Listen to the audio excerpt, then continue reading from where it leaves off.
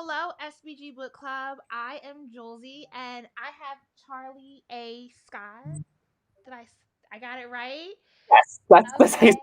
Danae Aesthetics. Did I? Okay, I was trying. Close. I didn't want to say Danae. That's what I want to say, but it's That's fine. I mean, that's mostly how people who are not native speakers to Dene, how they pronounce it. okay. And so Yeah. Danae is a type. Is that the proper way to say it? Type of Navajo or No, Pueblo? actually, so Dene is the name of our people in our language. So we are not. So technically, yes, we're known as the Navajo, but in our language, we're known as the Dene. Okay, put us all on. The history we do not learn in school. Retweet. Obviously, this is what we're here for. All right. So we are starting our live discussion for part one of Black Sun, which is our current, really is the month of May. This does not feel like May. I live in North Carolina. We got chicken shortages, gas shortages, and it's cold outside. I'm in a sweater. I don't know what's going on right now. We are It all literally snowed last week here in what is known as Colorado, so I get that. yeah, we are all struggling. Like I should feel so much more joy in May right now, and I'm not feeling it. It's not coming, but I can't believe this is our May read. It is by Rebecca Roanhorse, who will be joining us the first week of June for an author discussion. So I'm super excited for That that. I love Rebecca. Like, I honestly, I think I have like spinach in my teeth. I'm sorry, guys. I have braces and I just ate spinach dip. So please don't judge too hard. But so the publisher actually sent me this book the fall of last year because they were asking like what themes do I want to read because if they could pitch us books, and I'm like, I would really love to get into differently abled and non-binary people. Like I want to explore various identities. So they sent this book over and I devoured it. Like it was, I know some of our book club members are having a bit of a difficult time because they're not used to reading science sci-fi, and neither am I, to be honest. But this read like a movie to me. I just was like, this is a Marvel film. Like I totally like see the I see the landscape, I see Tova, I see the Meridian, I see, the Carrion Crow, like all of this like cinematically makes a lot of sense to me. And so I loved it. I like for as thick as this book is, I sped through it quickly and it was just such an enjoyable read for me. yes, like that book is. It's really just what's the word? This deceiving. It's very deceiving. That's the word. It's very Oh yeah, deceiving because I it's deceptive because it looks like it's gonna take you forever, yes. but it Um, and in the back there is a map. I know it also feels like because I could not get into like the Game of Thrones books. I was like, there's way too many characters to remember, and so I know if you get the syllabus, it might feel a little daunting because there are a lot of characters. But I really feel like there's only like three or four main characters throughout the book. I would say about four. Yes, I my version is an advanced reader copy and it does not have the map, and I didn't know Oh, there was a map. I well, literally had to Google it when I found it out through your syllabus. you know what? To be honest, I sent the copy the publisher gave to me to the cohort member who did the syllabus for us. So I went and bought another copy, and I don't remember whether my copy had the map or not either. Fascinating. But it's just I know this is supposed to be a series. I would love to see this turned into a film. Like that would be That amazing. is awesome. I hope you know this book, and she also has another book that I love called Trail of Lightning, which I think is the sixth. It's called the Sixth World series. That's also like similar elements of sci-fi, but the reason why I love that book, but I will admit this is my more this I prefer this book over that Mm. book. But that one mostly takes place actually in the Navajo Nation, so Oh, I'm very familiar with the terrain. Like I okay. don't need a map. You got it, right? I What I loved most about this book was how like it doesn't rely on one area or one era of indigenous people, right? So it really kind of so when we were putting together the syllabus because I actually edited this one, which is rare for me. We were doing a lot of back and forth about not wanting to just relate this to one ethnic group within the indigenous landscape or to one area. I know for like as an American, it's you want to do like the Trail of Tears, and I'm like there's so much more history that we have to like connect this back to, because I think this book, and even like there's a is it called an epigraph? There's a ending chapter. I don't know if it's in your advanced copy. There's an epilogue.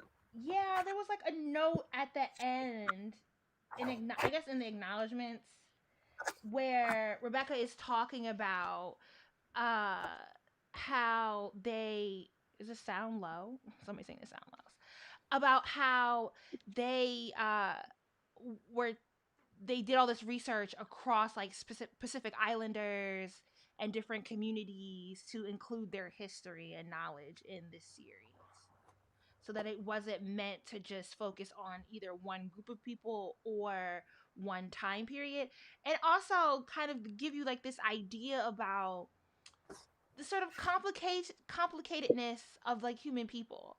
I know as an oppressed people, we tend to want to like look back at our ancestors as pure, but like war always existed, right? And so there was always some sort of conflict. And we have to acknowledge that and also interrogate that.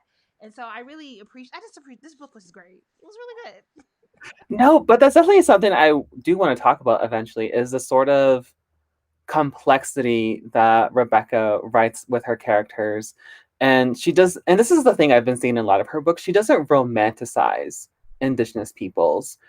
And she actually like she humanizes them, which I think is Mm-hmm. something that's very much missing, especially with any, I think, any marginalized community, is that process of humanization, because we've been so dehumanized historically and continually. Yeah, that's a great point. All right, let's get into some of these questions. This is warm up. We got some folks in here. The folks are commenting. Um, so how, you know what? I listened to this book so long ago. I'm like, dag, is it Serapio? Like, or did I just make that up in my mind that that's how you pronounce this person's name? I was trying to find an audiobook, and that's the way I pronounce it in my head, Serapio. I think it is. You know, I actually have it on my phone. I need to like scroll through the audible version of it. But so Serapio is blinded by their Tovin mother, to Mhm. the dismay of the Oborigi father. So Rebecca consulted with differently abled organizations to ensure that the story was told ethically. And so in the syllabus, we ask that you think about what this means to have a central, differently abled character, and how will the narrative be shaped through their experience. Um, and that was one of the elements that I also loved in this book, because the Serapio's sense of light, and then the heightening of his other senses, right, that he didn't suddenly become like a non-human even though he went through this really traumatic experience, that he almost, because he went through this traumatic experience that very much so othered him and then forced him through even more trauma, uh that there was just a different like viewpoint offered, right? The way that, the, and I might be jumping way ahead here, tag, but when he got the training from, the older people that came because he was supposed to carry through this mission for carrying crow. uh but and then like not being able, he was treated a certain way and he couldn't really um advocate for himself, and he didn't have anyone else to advocate for him up until he was brought to Tova. So I just appreciated having that narrative, and also because it showed him in a different light when he's on the boat with Zyla and the other men who just make all these assumptions. Mhm. Also because of his appearance, there were all these assumptions, and so there's all these like different themes to think about in this book, right? In how we perceive people, our biases based off how somebody looks, the able-bodiedness of a person, how we dismiss someone, um and he still had, and because of this relationship he was able to build with Zyla, we get a slightly different ending than we expect at the end of the book. Not to spoil it for everybody, but things happen. Yes, things happen. And I think something that, thinking about that traumatic experience, though, something that was pretty much like when I was reading is that it was very intentional.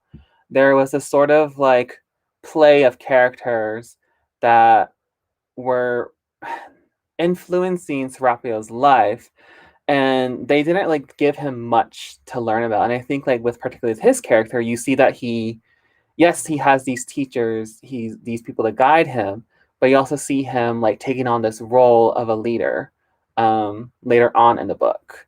Um, and that heighten of senses is not necessarily inhuman. I don't know, there's just something here where it's like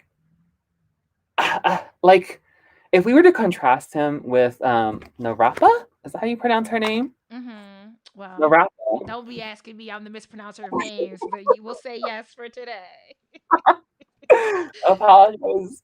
Apologies in advance to Rebecca for these names. I'm pretty sure she did not intend them to be pronounced that way. But like I think Serapio and Narapa, I like to think of them like they're not necessarily contrast characters, but I think they're very complementary. They just happen to show different perspectives in what they're trying to achieve with their life.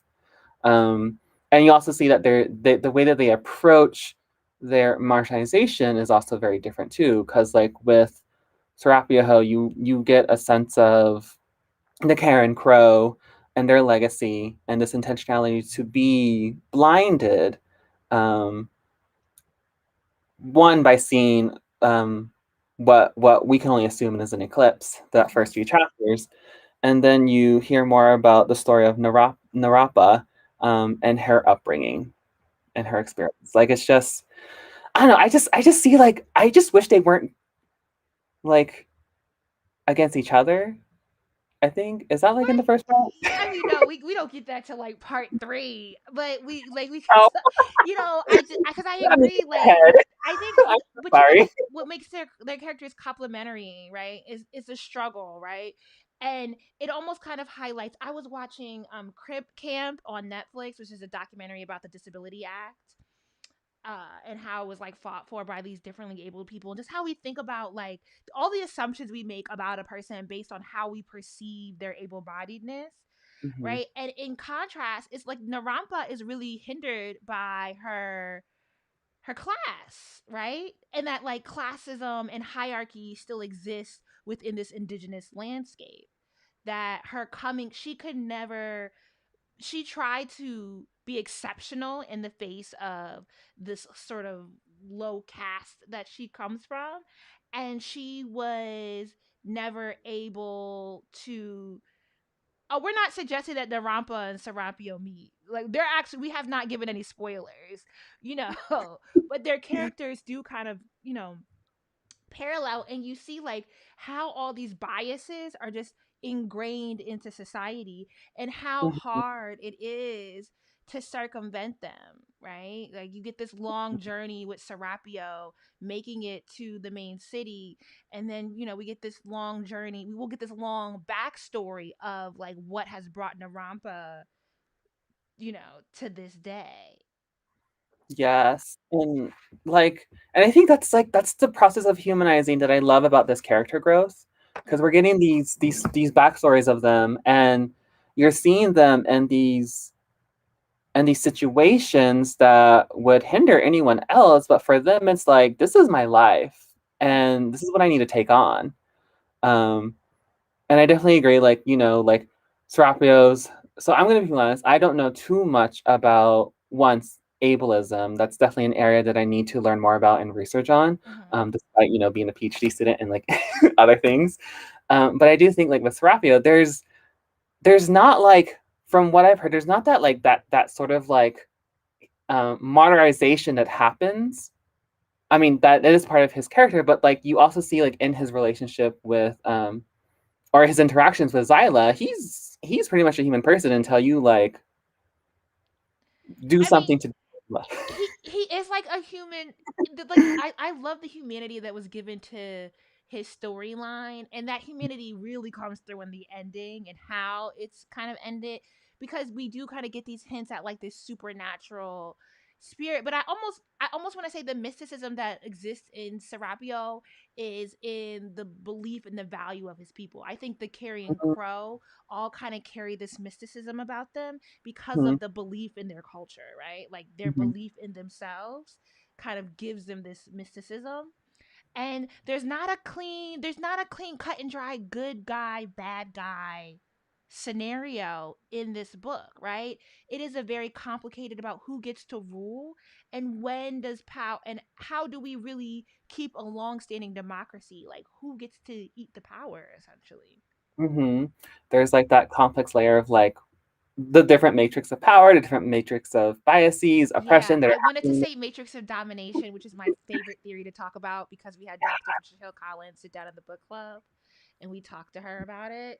So everything is like Matrix of Domination because it's inculcated in the social, cultural, and institutional facets of our lives. Everything that I relate back to it. Yes, and I think something that I also want to mention about Serapo's character is that like you there's a reason, there's a growth to him that, you know, I think often with modernization they just assume, they just see like they see the end result of like them going through a world. They don't understand, they don't see the whole backstory, they don't see the training, they don't see like the guidance that he had and the teachers he had in his life. They just see like this one person who is very scary to them because they don't know anything about him, but we as the readers know so much what he's gone through. Yeah, because Zyla, who let's talk about Zyla a little bit. So, the second question in the syllabus says is pulls a quote from page 26. And actually, when Zyla was getting pulled out of prison, what is that character's name who pulls her out? I was like, this man sounds fine as hell. Lord Balam, This listen. man smacked this man. I mean, I want to see him. They say he look good, good. Especially when they were like line claws, and I was like, what does that mean? Like, I would like to get a visual of this Lord. Rebecca, please send a visual aid. I need an artist on that. Because the description was just so thorough. I was like, oh, okay, I get where you're going here, and I would like to take part. Thank you. But Zyla is saying my kind. She laced that with the disdain it deserved, but Balaam was unbothered. Do you think Zyla's physical features are regarded as positive or negative? And how might these attributes mark her as racially different? Do you think racial oppression exists in this world Roanhorse has created? If so, are ethnic groups in the Meridian aware of their racial oppression and their role or concern in perpetuating it? And just for a little context, because on the previous page on 25, or am I? Oh, I just had open. It's actually on page 23. So Zyla is Teak, and I first of all, this is definitely getting ahead. The Teak people, my favorite people. When we get into the matriarchal society that eats men, I was like, yes, I fucks with it. Okay, thank you. um, but it said Zialo. Okay, my bad. Zialo? Zialo. Somebody saying her name's pronounced Zialo. Is it not Zia, Ziala? Ziala? Zialo. Mm. I was thinking there's an A, is there not? Ooh. You know, why is it every okay, yeah, there's an A at the end. Ziala? Ziala. All right, we'll go with Ziala. We'll settle on the middle ground here for that. But on page 23, it says some teak had eyes the crystal blue of the brightest waters, some the storm gray of galls. But the rarest of teak had eyes like hers, a kaleidoscope of jewel colors, shifting like sunlight in shallow water. A man in a port she couldn't remember now once told her the nobles of Tova collected teak eyes like hers to wear around their fingers like jewels.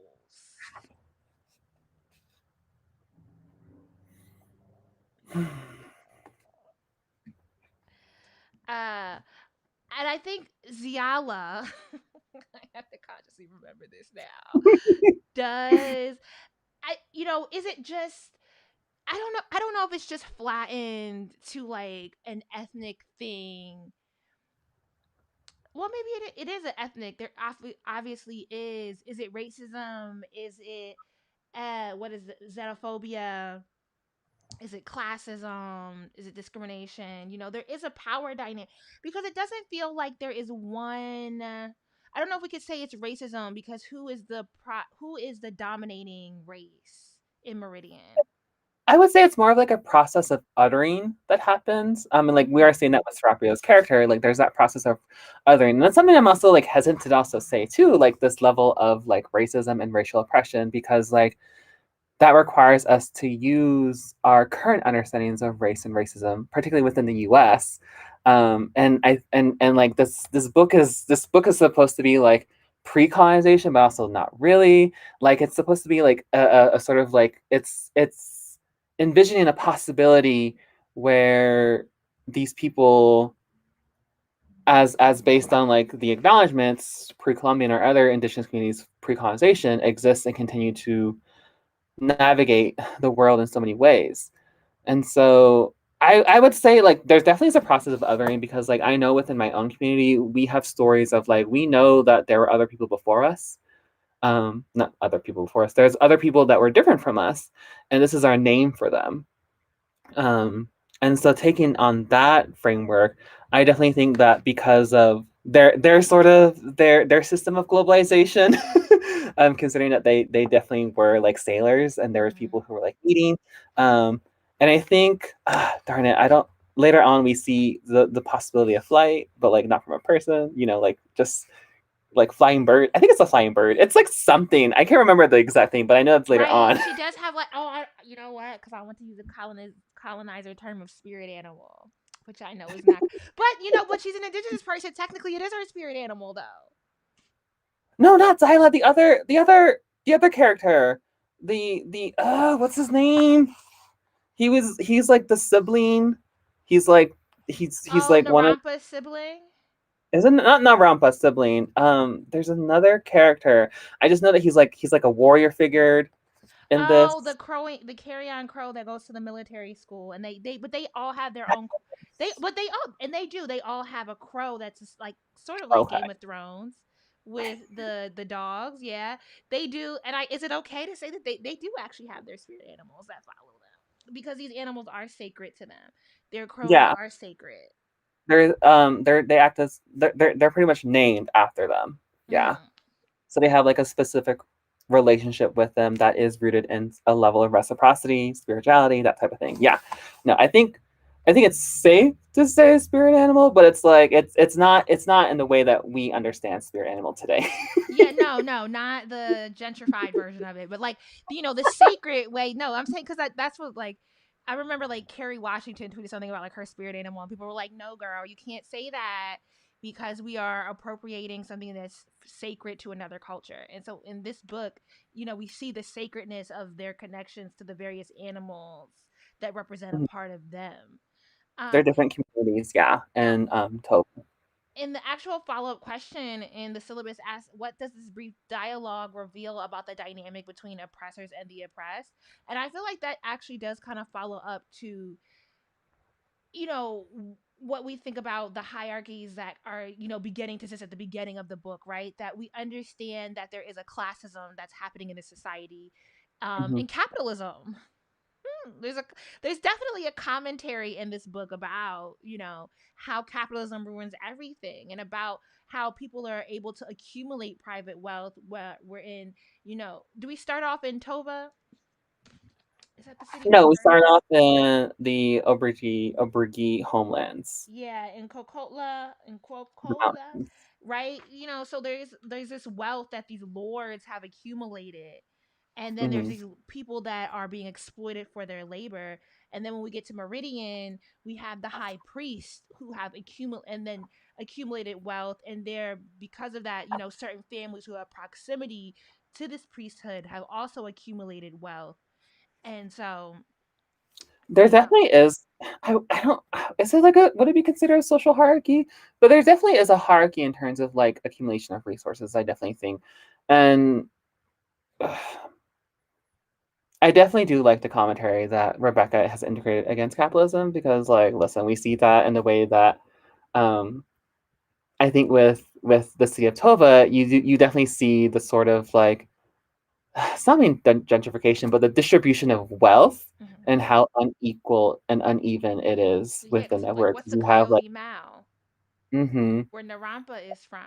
And there's also like it's based on like your access to like light. I feel like there was such a focus on how dark Coyote Mall is, like how deep into the land it is versus mm, those that lived. And it's similar to like, the United States. Who lives close to the coastline, who owns the ports, who has access to the waterways is also able to retain, wealth.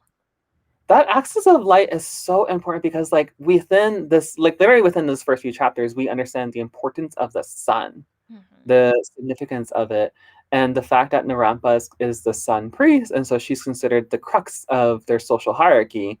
And then you have that first chapter, which Narampa is like, oh, the crow god is eating the sun. And so that's I think that goes back to like our complementary characterization of those two, but it definitely I think goes back to a layer of adding like where exactly does classism fit into this narrative, their access to resources, because like the sunlight then would be arguably a resource for them when we think about warmth, when we think about agriculture, when we think about all these things that the sun brings, versus like the shadows, which was very, I think, an interesting, not dichotomy, but like I think like the layer of complexity within this particular religion, that Rebecca is setting up for us. Mm. You know, and the next pull quote from the syllabus is actually about Narampa, and it's from page 30, where it says Narampa had been a child once, long before she joined the priesthood, before she learned to read the course of the sun and command sky made queens. She had been a beggar in the poor district of Tova called Coyote's Mouth. Often, when the streets were quiet, before the evening crowd of gamblers, tourists, and pleasure seekers arrived in the mall, Narampa had sat on the westernmost ledge of the top level of the district and peered out over the dizzying distance that separated her home from the wealthier neighborhoods. You know, the syllabus suggests that we analyze the map of the meridian, detailing the area of Tova and what differences do you notice between the wealthier neighborhoods and Coyote Mouse. You don't have the map. Not to rub it in. I'm gonna. I had to Thank take. you for showing me this map though. Yeah, yeah. This is the map. I don't know if you can really. I'm sorry. I'm not trying to be You know shady. what? I feel like, this weekend I'm going to go to a bookstore to find this book and just take a Take a photo. picture. Yeah, I mean, like the map. Like I'm trying to like the mall, and so what you see with the mall is that like they're like there's just like I guess their buildings and stuff are all on the edge of the ledge of this land, and there's nothing internally. Versus everything else is kind of spread out around land. And I guess the Water Strider clan is kind of underwater. The eagle, the carrion crow, and then Sun Rock. All the other districts have like a center, like the sun disk in the center, and the Eastern District doesn't. But you know, I also felt like in the setup of this book, you know, the next books they're gonna gentrify Coyote Mound. Folks gonna move in, find the setup to be, ooh, who doesn't like a cliffside home? Listen, okay, I found the map online though. Use our resources. Okay. This actually makes a lot more sense than what I constructed in my head when I was reading. Because the way I had it, I was like, okay, so you have the Sunrook on top, and then you have like all these bridges attached to them, and they're all like different mountains. Mm. I was like, oh, the Coyote Mountain is just like in the plains area. That's what I was thinking. I mean, I don't think I think there's still room for interpretation, right? Because this is kind of like a 2D map. So like who knows if like you put this like if you were to like raise this up, cuz I too imagine that some lands were higher than other lands. And so that there wasn't with like there was all this water between them. But I don't know. I don't know. What the syllabus asks what assumptions can be made about the way the Mao is constructed and how that might contribute to high poverty and crime rates. But I mean, anytime you have people living on top of each other, density always drives up. You know, lack of resources, lack of privacy, lack of building structures where folks are able, you know, to curate their own households are going to lead. I think one way that we can analyze this maps, because I'm just looking at it now, Mm-hmm. is that you can see those who are in proximity to the sun rock in particular, so the sun priests, the priesthood, because you have the Golden Eagle clan and the Water Strider clan closer to that island, then you have the Karen Klo clan, or even the Winged Serpent clan. Who And we then you don't hear have about like at all in the book, to be honest. true, very true. You always hear about the Golden Eagle, the Karen Crow, and the Water Strider, correct? Yeah. Yeah. And here the Winged Serpent, like they're technically closer to the Maw, but we know more about the Maw than we know about the Winged Serpent clan, Serpent. Mhm. But I definitely think like those in proximity to the Sun Rock definitely have a lot more political and social power than those who are not. And that's what we're seeing with this description of the mall, because it's further away from the Sun Rock. And if we're thinking about, if we're assuming that those in proximity to the Sun priesthood are a lot more hashtag sacred, or holy, or more religious, or more sort of accepted, then you can definitely see that those who are further away have like you could argue that they turned away from Sun Rock, which is I think interesting when we think about religion um, within the current world and how like this could also be a possible commentary on the use of religion. Absolutely.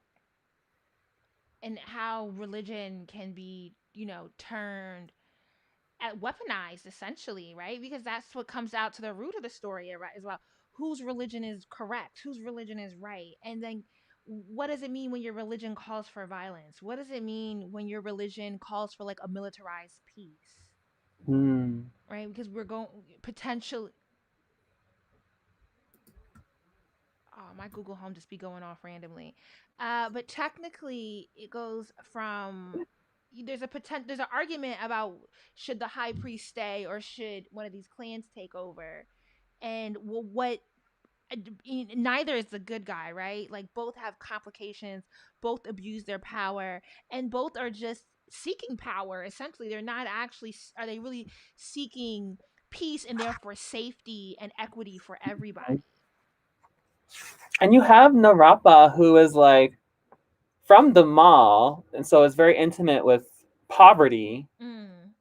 who is the sun priest, and so she's like trying to figure out a way to keep everyone happy and maintain peace, which is like I think just like also something I'm just like why does someone who has to come from an impoverished position have to do that work? But it's It's always someone. always because nobody else has the range. Even the young lady that comes from her from the Eagle clan, who Mm, just wants who has the ability and the privilege to be invested in what is it, the rules of order, and just doing things to traditions, because these traditions are not necessarily harmful to them, so they can be invested in keeping traditions and never interrogating the biases that come up as people, we move through different eras. So they were able to just really, and that's why they would went after Narampa to undermine her. It was from a place of yeah, privilege. it really was. And I the ending's so good. Y'all continue reading. The next question in the syllabus asks about how Narampa's plight might relate to those originating from impoverished neighborhoods like the hood. But I would love, like, how does Narampa's plight relate to, like, one thing that I've heard in my limited interaction with, like, Indigenous Americans is about, like, the difference between somebody who grows up on the reservation versus in the city. And I'm Yes. wondering, does Narampa's storyline kind of correlate to growing up on the reservation I think versus, yeah. I would say Narampa's experience actually would fit for both people because like they're in a place where they feel like they don't belong. Um, Granted, as someone who did grow up on the Navajo Nation, so a reservation set aside for the Navajos, and there's also a Hopi reservation within the Navajo Nation, Mm. and so there's that layers of complexity there.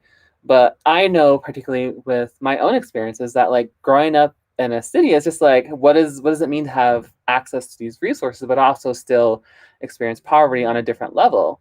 Because like and where I grew up, my closest neighbor was like a mile away, and like grocery store took like a good 20 minutes, and I'm very fortunate to have had a grocery store given the level of like the lack of access for food on an Alpha Nation, which is, for those who don't know, is about the size of West Virginia and has like at least 6 different grocery stores throughout the nation. And so now that I live in what is now known as Denver, Colorado, like having access to the grocery store is a different experience than not having access. And so there are definitely those layers where I think Narapa's character highlights this sort of experience of like isolation, experience of like not belonging in a place that she was denied, like her family was denied to it before she came along and became and got the attention of an aging sun priest beforehand. Mm. I even like maybe we can talk about that a little bit more about how the Sun Priest even put Narampa on. And then just kind of like, like when old white men finally come around to realizing their ancient ways, and so like I'm gonna do some dangerly some good. Not to say that that's who the elder Sun Priest was, but then it's like, okay, I'm just gonna put you in place and not provide the equity, right? Or even the Narampa wasn't set guidance. up to succeed, huh? Or even the guidance. Like he honestly, I this is I I don't remember if this was in the first chapter. I'm gonna be honest, I think this is but at like the beginning. We got Narampa's coming into being the Sun Priest. he just didn't prepare her to as well as she needed Or to. prepare the others. There was like, I'm going to do this thing. I'm going to do this radical thing, but I'm not going to prepare anybody for this radical thing. And then that really put Narampa at a serious loss. It was so unfortunate. There's a comment coming from a Facebook user. Sorry, we can't see y'all names.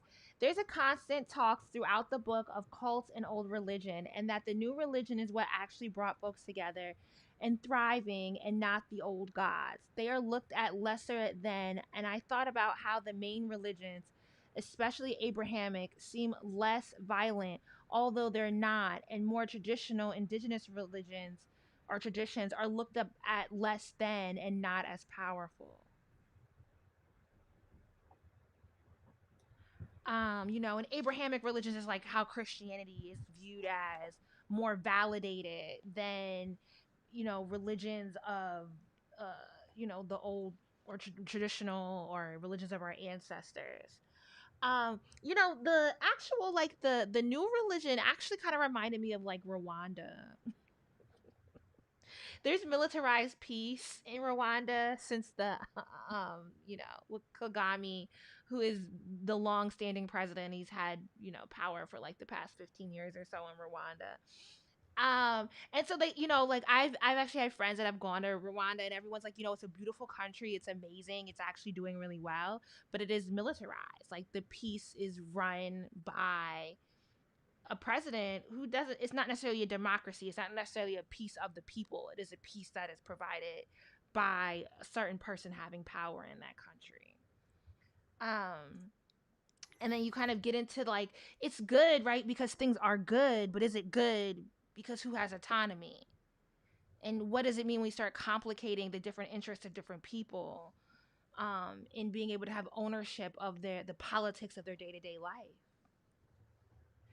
And There's just sorry, I've been trying to think about like this commentary on indigenous communities and their cultural things and connecting to this book, and I think honestly I would argue that this would be a commentary on religion, organized religion, mm-hmm. um, because particularly the city of Tova. If we were to contrast Narampa's priesthood versus Zyla's experiences, I would say Zyla's experiences mirrors that more so of organizations of indigenous communities back, quote unquote, pre-Columbian, because she has teachings and philosophies that guide her in her life, and there are particular ceremony traditions that she conducts, whereas like with the city of Tova, you have like these different narratives and legacies and clashes of communities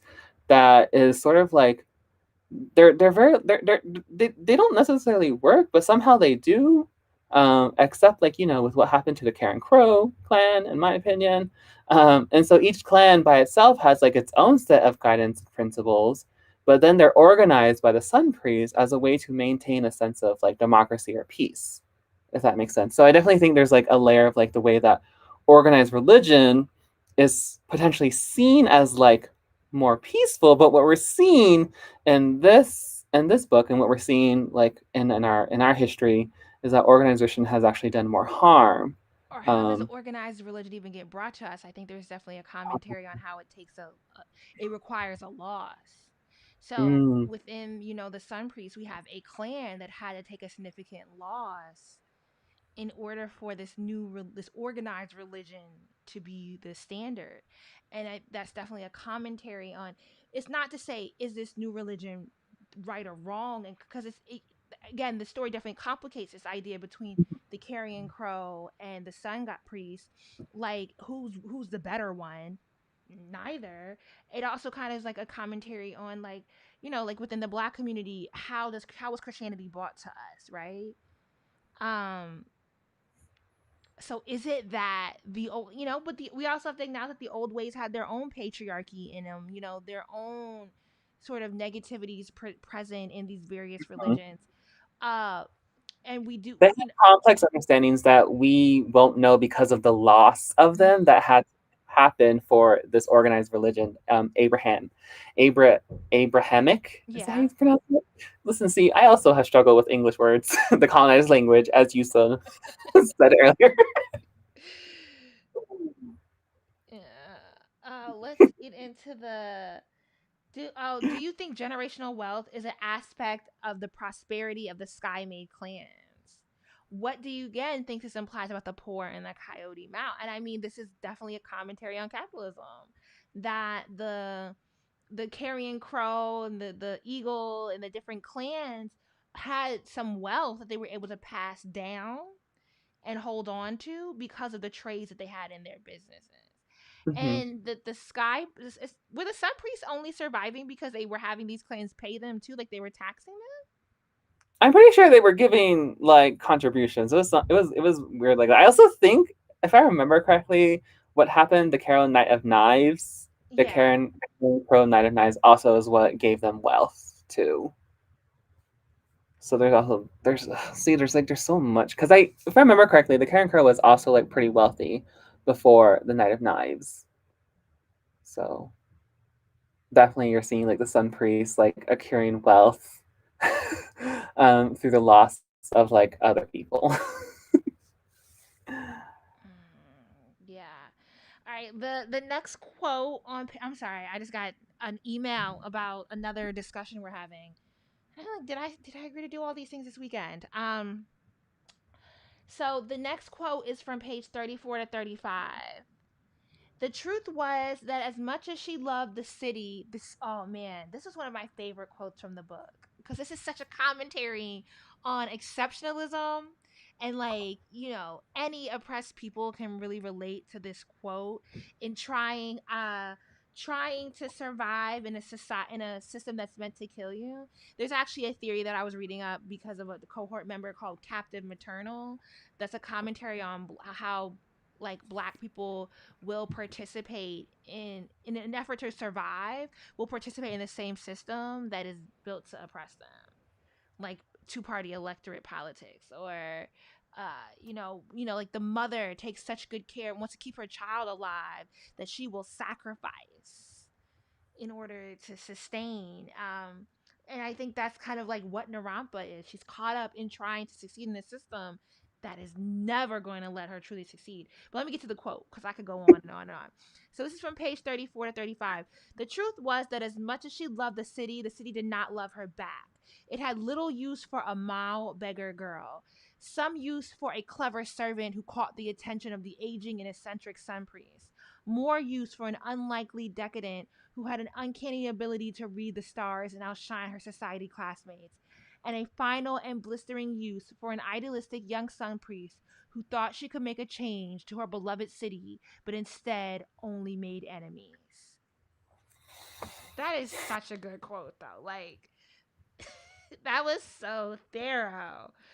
Um, how might Narampa's climb up the socioeconomic ladder have thwarted her intention to restructure and reclaim the authority of the sun priest, which was traditionally a role given to the privileged? And I feel like we've kind of already commented on this, right?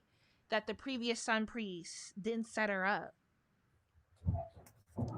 It Uh, didn't. But like I think what I what I struggle with Narampa, it was like, and I think this is something that I think all many like marginalized people experience is like how can you commit to changing something that doesn't particularly love you back? Like there's such like a I don't know, there's just something I have to like admire for people like that who like are willing to do all to willing to go through so much violence for a community who may not love them back. I mean, we're seeing that with like either the queer community, um, thinking I know particularly in my community as someone who is queer and trans, like there are like particular laws within Navajo Nation that one bar me from marrying someone who might have the same gender identity as me, mm, but also the possibility of being fired for being part of the LGBTQ community. And so, but I still have a love for my community, and and that's something that I have to admire about Narampa. But also, I'm just like, why are you doing this? So it's also like I see too much of me in you. Like I need you to like calm down. yeah. But like it's just like Because you have a love for the culture, right? And like this is what you grew up in, this is what you understand, and this is what like you feel an ancestral connection to. And mhm, it is there's because like this is constant conversation that we're kind of having in now with this idea of like abolish, right? Like we say abolish the police, but there's all these other institutions that we also want to abolish. And so like when you start talking about like abolish gender or abolish the church, people get real like, ooh, that's a lot. That's a lot. And I would rather go in and reform. And I think Narampa is definitely, this is again also commentary on reformist. Where does it get you? that's so true. And I think something to also highlight is also like the experience of loss is also what you mentioned earlier, the experience of loss. And so like Narampa as and also experience of belonging. So thinking about the Karen Crows and how much they lost and like their willingness to like go through with what the plan they have for like over decades planning to like do something. And then you have Narampa who like didn't necessarily belong in the mall, but and then finds a sort of guidance from this, a sort of acceptance from the sun priest. Not necessarily a guidance, an acceptance from the sun priest, but a possible acceptance from a community that constantly marginalizes her. A commenter saying that Narampa's story goes back to using the master's tools to dismantle, Mhm. which we know that like that's a, like sort of like that's the misappropriation of right what RG Lord was saying about that you cannot use the master's tools to dismantle the master's house. I didn't get the sense that Narampa was trying to dismantle. I felt like she was trying to uphold and reform. And I almost wonder if Narampa had experienced what she experienced with the sun priest in the mall, would she have put up with it? There is something when you have I like there's a video that I want to do on YouTube about the different ways our aspirations play into the things we're willing to deal with. Because she aspired to be one of them, she put up with way more trauma and violence than she would have in the mall. And I was thinking like, when people are wealthy, people will be a lot more forgiving of like wealthy friends because you want to stay in proximity to your wealthy friends. To your wealthy and powerful friends, you will do a lot more to to keep in contact versus that's why there was a TikTok that came up about like this young guy who was saying that wanted to create a queer don't give a fuck POC identity, as a pushback against like white supremacy, but ended up being like narcissistic and kind of passing on bad behavior and trauma. And I'm like, that's a good note because of our oppression, we are most likely because of our oppression and therefore who we have proximity to, we are most likely to pass on trauma to those who look and identify the same as us. And so it's a lot harder for us as oppressed people to actually curate these communities. It's not harder, but we have to invest more in labor in curating There's a these lot of communities obstacles. of Yeah. safety and compassion and warmth, because what do we do with the oppression that we've absorbed? Like, where does it go? So all that comes up with the Rampa storyline. Which is why that's why it's a call out, because I'm like, there's too much that we have in common. Like, You're like, this book is too loud. This character is too loud. because like I think, but then this is what I hope for this series. I want to know more about Narampa. I want to know more about her growth, especially with what Does happens in she the end. survive? Yes, because we do like because that second chapter, I was like, what's happening here? I was very confused, and Yeah. then once you get to the end, it makes everything sense, and now you're just like, oh shit, like what do you do now? And I feel like that's where a lot of us who have found ourselves to be in these spaces of privilege and power and access to resources, like what it like we're and thinking about the times of where we are, where there's like so many things in terms of like this cry for liberation, this demand for abolishing of like oppressive systems. Like we now have to figure like where exactly are we situated and how exactly like there's gonna be a decision too. Like we're like, do we like try to uphold these systems and try to change them, or do we have to sort of like really come to understand of like, okay, maybe like I'm not in the best position, so like what can I do to do better? And it's not necessarily a dichotomy. I definitely think there's more layers to it, but those are the two things that come immediately to my mind. And thinking about Narampa in particular, and trying to connect it to so many other people's experiences right now. Mm. There's just a lot. I am, as you're saying, excited for the follow up book to Also, get I'm gonna more be into honest. This is also Narampa. within the first 40 pages that we mostly talked about. Like Yeah. we didn't go past chapter 4.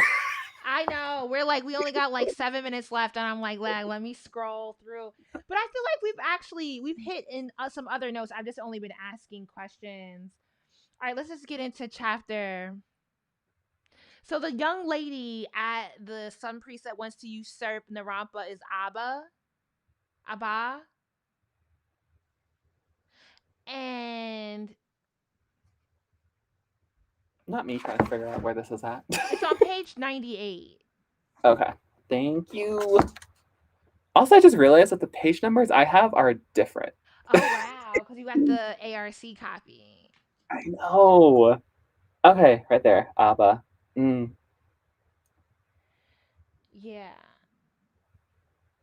Okay, read the entire chapter 9 epigraph and give your thoughts on what the Watchers represent to you. And that would be on page.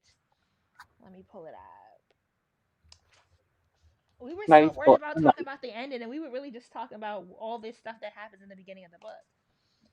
So I'm going to read the epigraph that's on page 93 at the beginning of chapter 9.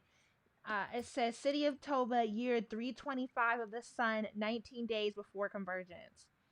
My observations of the priesthood of Watchers are that they have become a shell of what they once were. It is an irony of the age that the scientific advances the Watchers once forced upon the masses to quiet the worship of the old gods have now become so commonplace as to begin to make them obsolete. No one denies that they once held center on the Meridian continent and kept us at peace for 3 centuries. But I suspect that it is only tradition and nostalgia from whence their power flows now. They claim to read the skies, but their work seems mostly a novelty for the upper class. They issue rain predictions, but could not an astute farmer read the soil for himself? Shrewd eyes might turn to the trade cities of the Crescent Sea to find their future. Whether the cities of the Crescent Sea should continue to pay tithe to the sun priest is a topic worthy of discussion among the seven lords. And that's a commission report of my travels, the seven merchant lands of Kukela by Jutik, a traveler from Baruch. Well, I didn't butcher that whole thing, but I mean, but this is also, not that we stuck at the beginning of the syllabus, but we did also talk about like this exact sort of passage, right? In how the cities of and the clans of Tova are comprised, and what is it, how is the new religion holding on to power versus the resurgence of the old religion.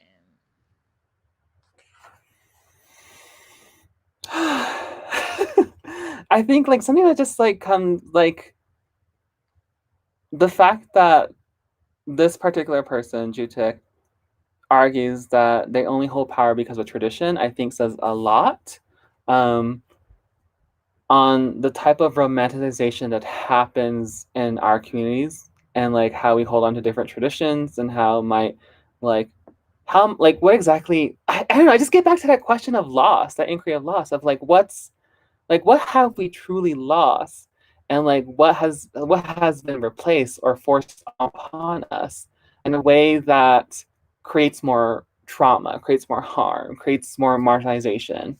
um, in some ways it's the priesthood who from what we're getting was once a purveyor of like justice or peace has now become a system of organization that reinforces oppression and disenfranchisement or uneven distribution of wealth.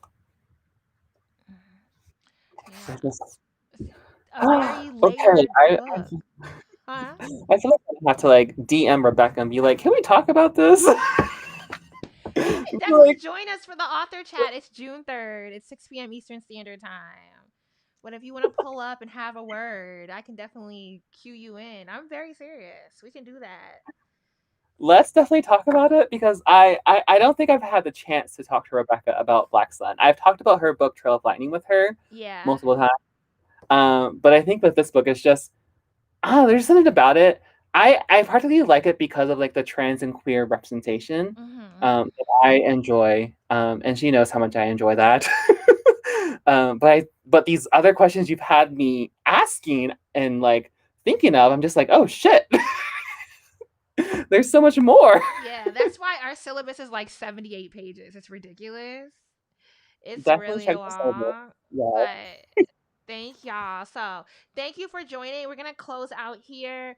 I will post, we have Adam Sings in Timber is his Instagram name. All Indigenous people joining us for our discussions this month, so it'll be dope. But I will post about the next discussion over the weekend. So thank you, Charlie. Thank you for your time. Their at for Instagram is in the title of the video. Danette Aesthetics. Danette Aesthetics. Okay, trying to get it here. So you You're could fine. If anything, you say it better than most white folks. at least I acknowledge what the impedance is. I'm not trying to act like I got it. But thank y'all for joining. Thank you, Charlie, for offering us your time. We greatly appreciate it. And I will see y'all on the other side. Bye.